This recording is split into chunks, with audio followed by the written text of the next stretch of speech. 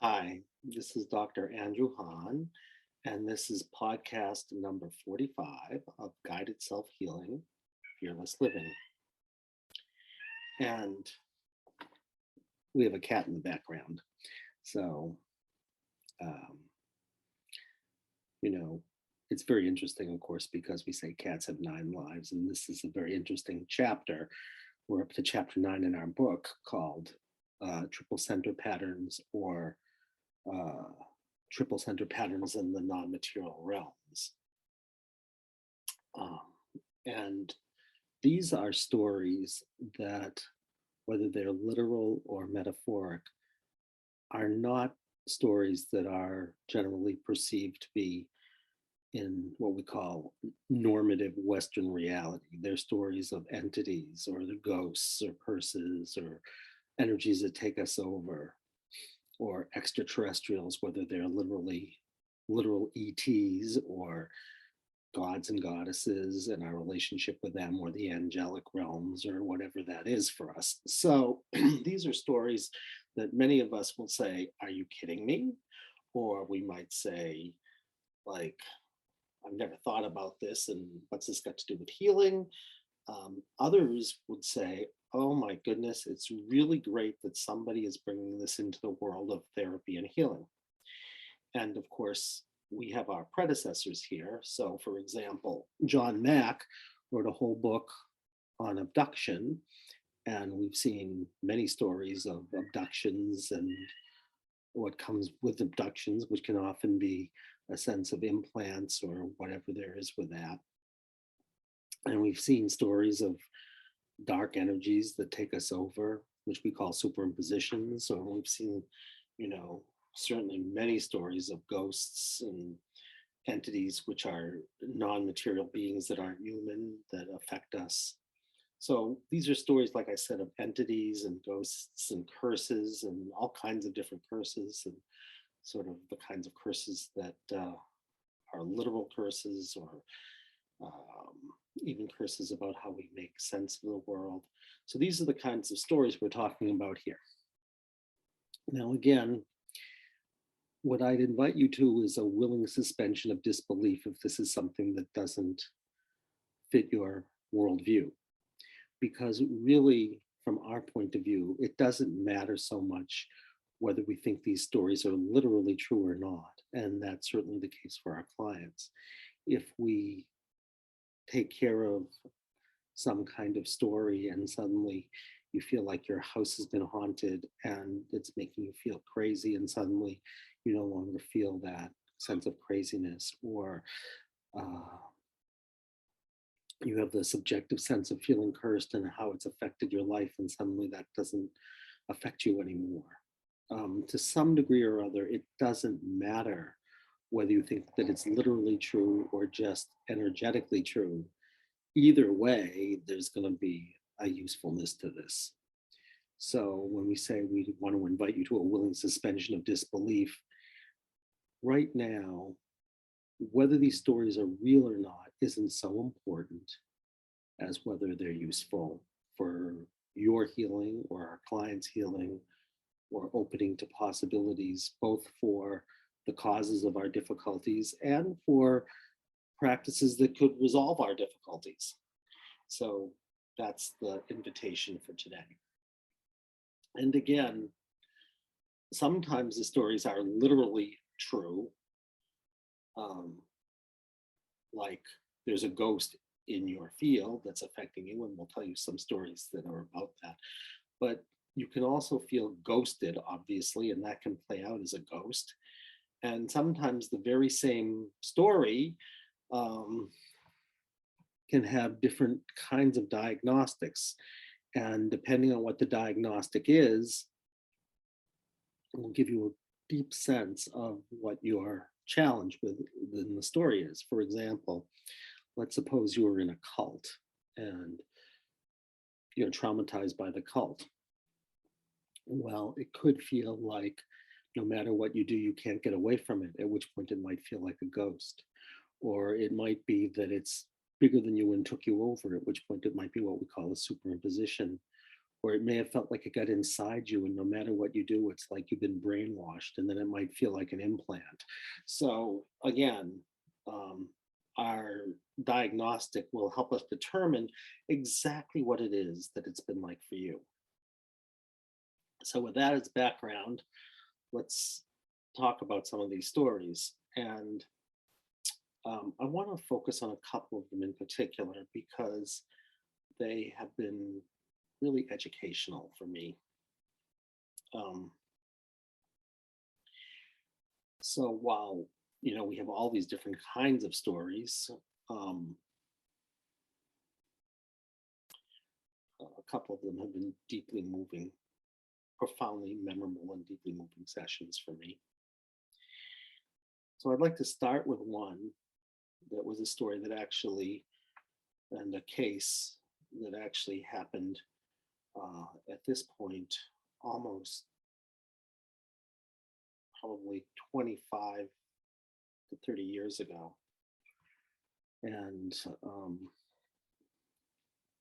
it was a case of a woman who had been hospitalized on several occasions before I had seen her. She was hospitalized like every year. And her diagnosis in our world of psychology was called dissociative identity disorder with psychotic features, which meant essentially that she was a person who, in sort of more everyday parlance, had what was called multiple personalities, and particularly she had a sense of loss of time.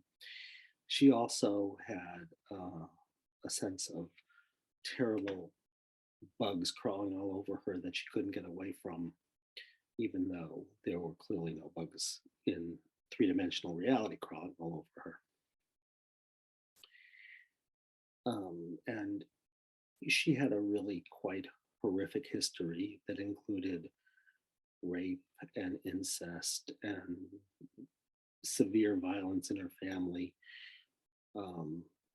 and all kinds of really horrific things. It's also true that she came from a family where her father was a Southern Baptist minister, and so some of the things that were going on that weren't being particularly talked about, I think to some degree or other informed this story.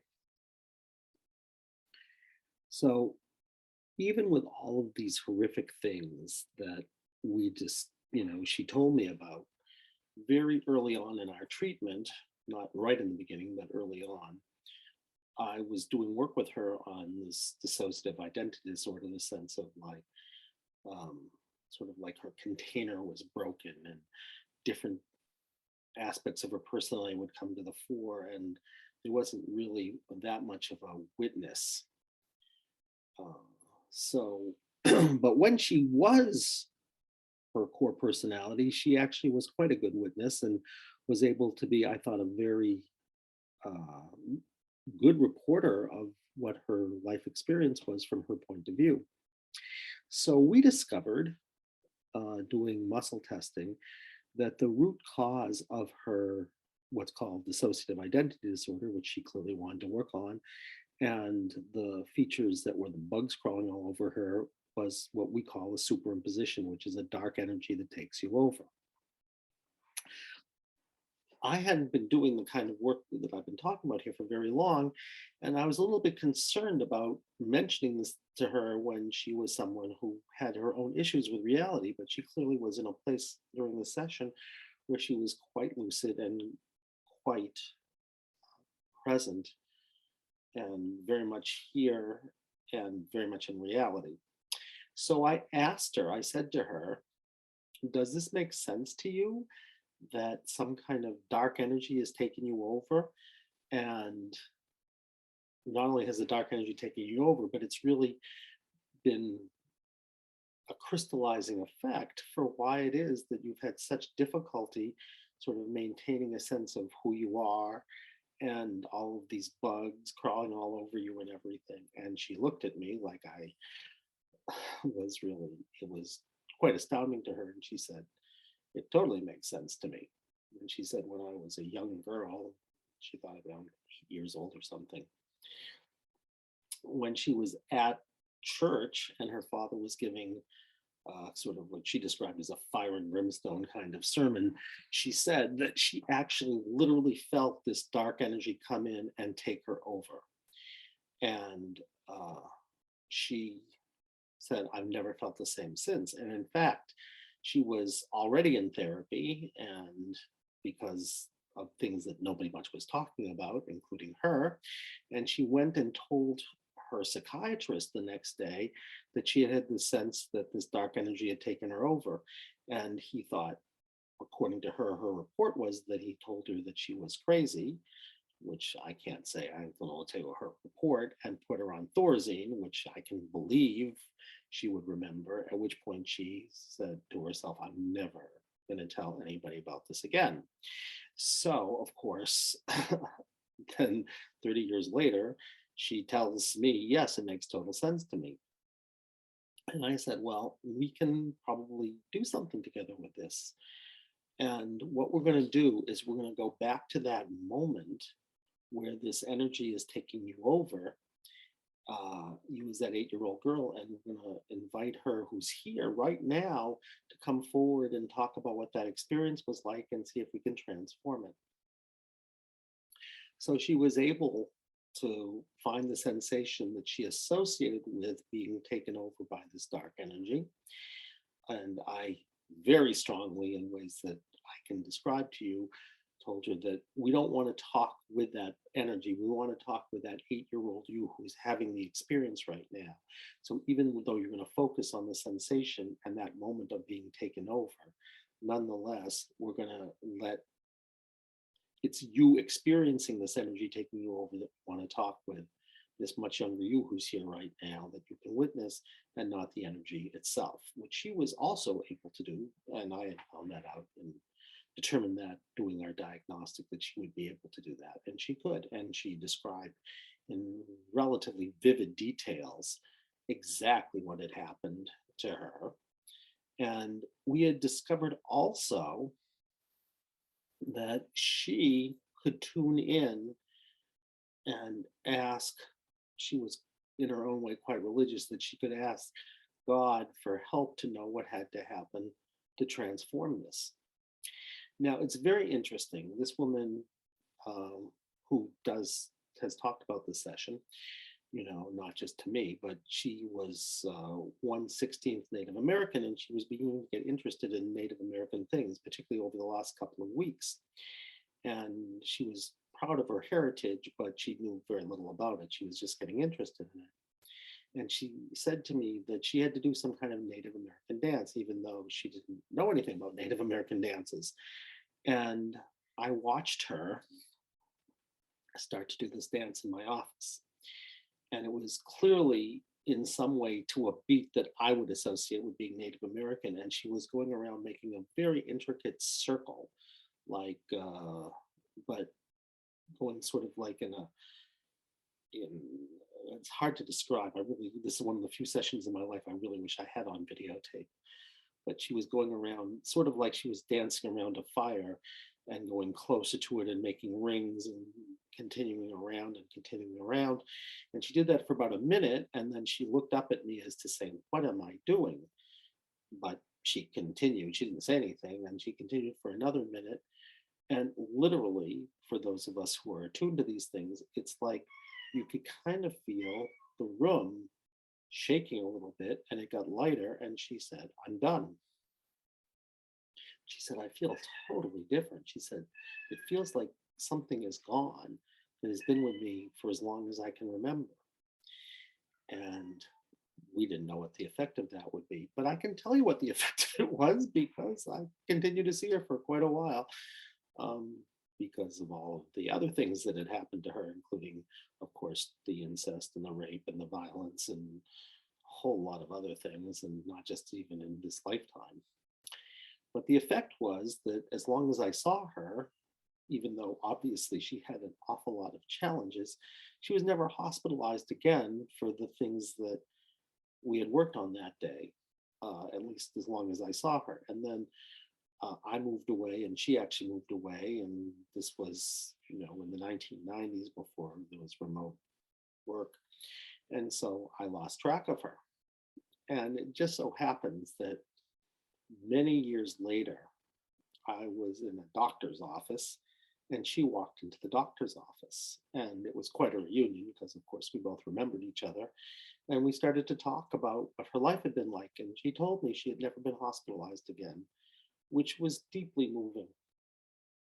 Now, I'm not saying, of course, that all what we call multiple personalities or the kinds of psychoses that come with multiple personalities is necessarily dark energies that are much bigger than us that have taken us over that kind of break our containers.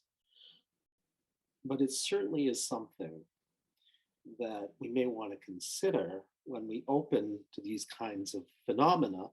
And I can only tell you in that one case, it seemed to have made really a qualitative difference that to this day touches my heart.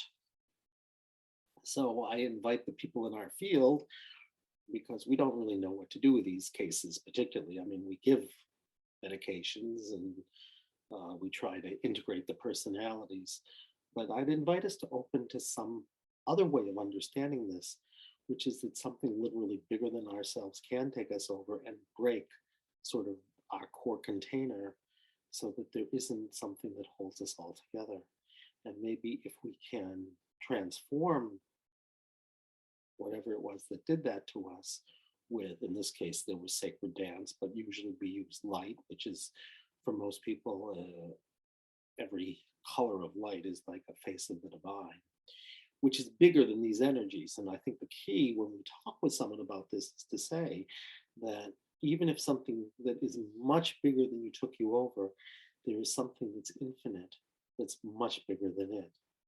And it's a part of that something bigger. And we can change that vibration and we can, in a sense, totally transmute that energy into something else and have it not run your life anymore. And that certainly was the case with her. And so, for what it's worth. The second case I want to talk about, which was also superimposition, both of these are in the book, I really would like us to open to, because I think that it opens us to a whole new way of understanding something that is very disturbing, which in this case was pedophilia. And, that's been a problem that's been rampant. And again, I'm not going to tell you that all pedophilia is going to be what I talk about in this particular session. But let's suppose there's something to this. And let's suppose we could do this work with people who are having sex with minors against the minor's will or end up in jail and we don't know what to do with them. So I will share this story because it feels so important in our field. In this story, I had a colleague and she came into me one day and said, Andy, she knew the work I did. In fact, we worked together on it. She said, I need to do a session with you. She said, for about a month, I've had this strange compulsion. And she said, we were near a school. We were actually near a middle school. And she would see these young girls walking on the street. And this voice inside of her started to say very lewd and lascivious things and clearly wanted to go and have sex with these girls, which was very disturbing in general and particularly strange because this woman totally identified as being heterosexual and never had fantasies at all about young girls. And nothing could account for this change as of a month ago. She said, I really have thought about it. She said, I went and visited my mother, but I always go and visit my mother, and nothing about that visit would account for this, and nothing else could account for it. So we determined what was going on, and we said something, in fact, did crystallize about a month ago, and we could have her drop into that energy. And a very extraordinary story came to her, which is this, and it had not occurred to her at all. She was at that point in a love affair with a man who was a policeman who was on the vice squad, and they were uh, staking out some pedophiles. And apparently, as she could feel into the story, and she actually knew this a little bit, but she had a sense of it in much greater detail, her lover and one of the pedophiles got into a fight. And that night, she and her lover made love, they had intercourse, and she literally could feel the energy had attached itself to him as a kind of carrier, and had gotten inside of her, even though it seemed like it was outside of him and was not affecting him so much. It was like around him. She could feel it around him, but it wasn't inside of him. So he was not having any of these kinds of feelings. It was just sort of something he was carrying, so to speak.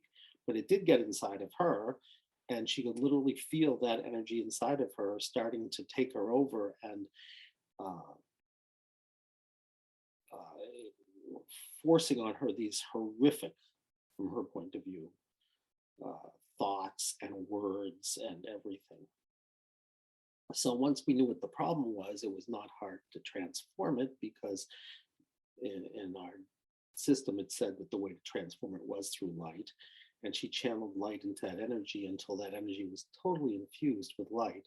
And she could feel the whole energy of that superimposition, that thing that had taken her over, begin to dissipate and just dissolve. And all of the intense compulsion to do anything, and the words that were so horrific to her, just all went away.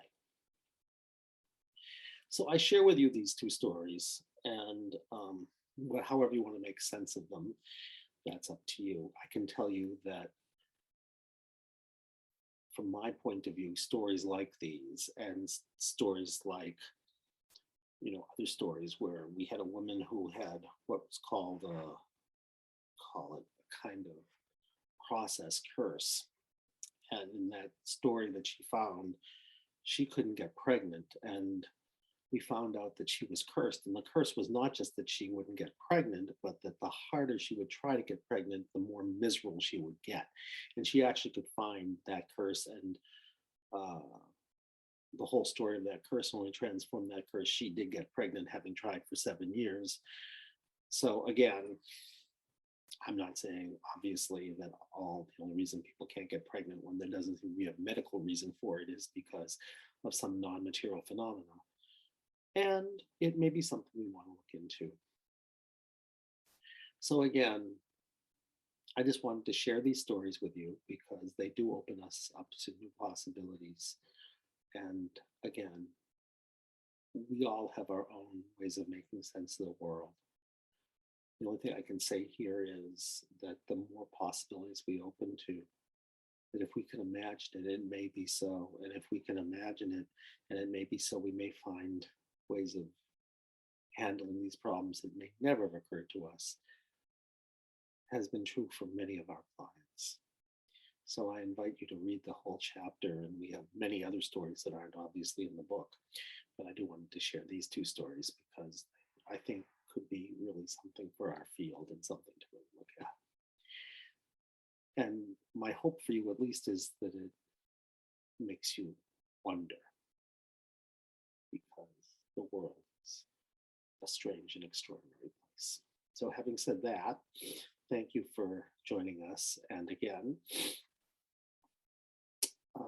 you can always reach me at ahahn, AHAHN, at lifecenteredtherapy.com, ahahn at lifecenteredtherapy.com.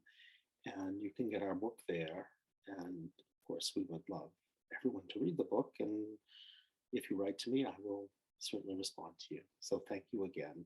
And until our next podcast, I wish you a sense of wonder